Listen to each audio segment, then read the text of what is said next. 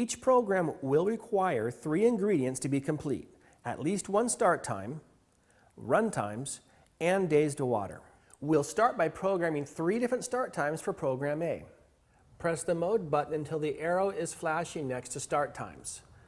It shows start time 1, program A. We're going to set the first start time to 6 a.m.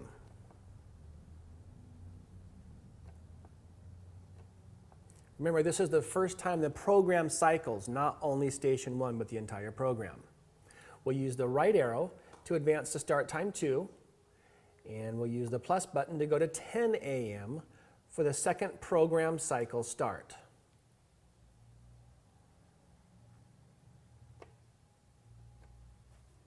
Then we'll add a third complete cycle start for the program in by pressing the right arrow to 3. And this time we'll use the minus button and go backwards down to 10 p.m. The fourth potential start we'll leave in the off position. Off is between 11:45 p.m. and midnight.